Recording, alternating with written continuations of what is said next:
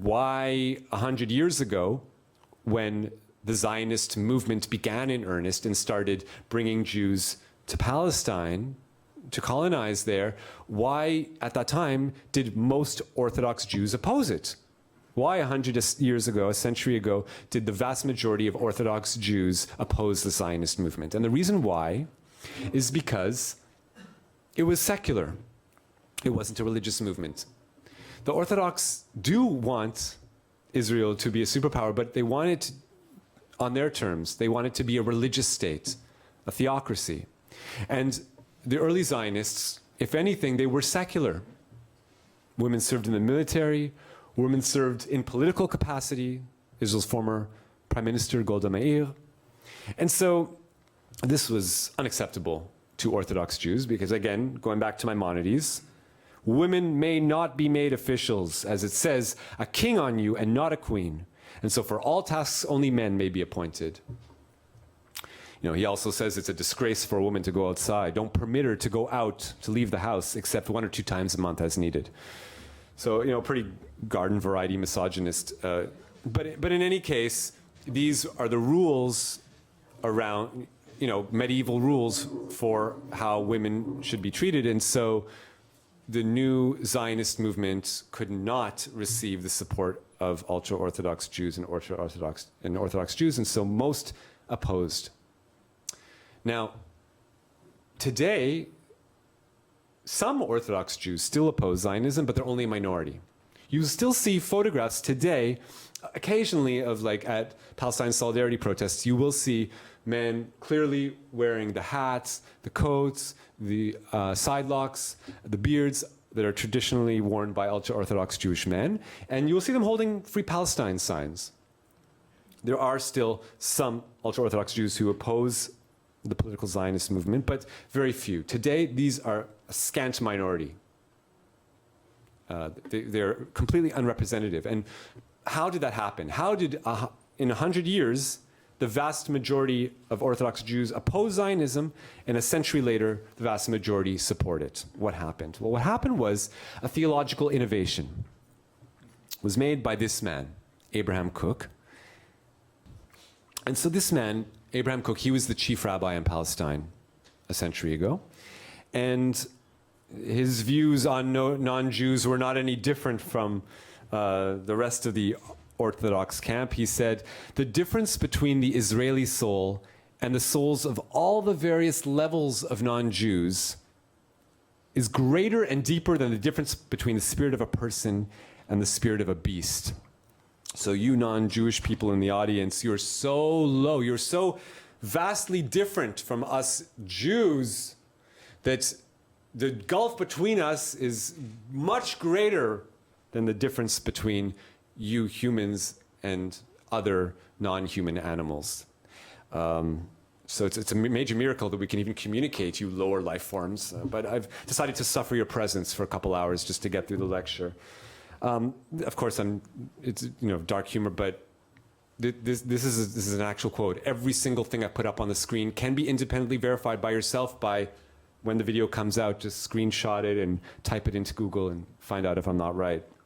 In any case, his views were not outstanding on race relations, let's just say, but where they stood out were in, again, the theological arena, in which he proposed something called the concept of Chamoro shel Mashiach, the Messiah's donkey.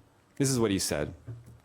He said that transformed into the shofar of Messiah, Hitler and their ilk are awakening redemption. What does he mean by this? What's he talking about? Okay.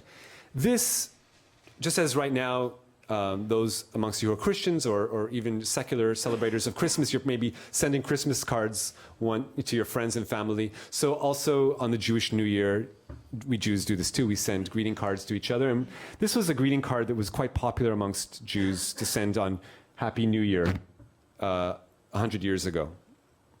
And here it depicts the traditional Jewish understanding of the Messiah to come. Okay. Now, according to this formulation, the old man is the Messiah. He's riding on a white donkey. According to legend, that is how the Messiah will enter Jerusalem. And in front of the Messiah, leading the donkey, is an angel with a shofar, the ram's horn. It is like a clarion call, calling out, announcing the arrival of the Messiah. And so now, Rabbi Kook, the chief rabbi in the land of Israel, is saying, okay, you know that shofar? Transformed into the shofar of Messiah? That's Hitler. They are the ones that are awakening redemption. That anti-Semitism, those inquisitions, those pogroms, those murderous anti-Semitism, hatred of Jewish people, that is the clarion call announcing that the Messiah is coming. Okay, so the angel is Hitler, according to Rabbi Kook.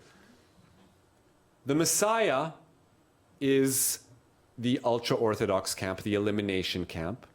Okay, and they will come to power how? On the backs of the secular Zionists, the domination camp. So, until that point, as I said, the vast majority of ultra-Orthodox Jews opposed Zionism, but he said, no, there's no need. True, we don't want a secular state, but all we need to do is wait for them to do all the grunt labor. Let them come. They'll clear the fields, they'll build the roads, they'll expel the Arabs, they'll create all the institutions of the state we want. And once they've done all the work, then we will ride in on the back of the donkey. We will inherit the country from them and then lead it. And from that point, we will turn it into a theocracy that we want. So once he crafted this theological loophole, then gradually many Orthodox people were swept up into this theory and began to support the Zionist project. Now, of course, this project was pilloried by socialist Jews at the time, who in the New York City newspaper, the Große Kundis, they illustrated that same vision of the Jewish Messiah, but instead of coming in on a donkey, coming in on a cannon, supported by militarism, saying this is ridiculous. According to our Jewish tradition, he's supposed to come in on a donkey. Now you're saying that the Messianic age will come thanks to militarism and nationalism? No, not for us. But this idea took hold and became popular. And it paid off rather well, because if we think about before the Holocaust, I mean, Jewish people had always supported education in the community, and it always sent some of its brightest minds to study at religious seminaries, and so at yeshivot. But at any one time, there were only ever in all of Europe, there were only ever 4,000 students or so at any one time studying in a yeshiva, where they would just study Torah and Talmud all day. And that was only temporary. It was only for maybe 3-4 years, just like you'd go to university, do a bachelor degree, and then go into the workforce.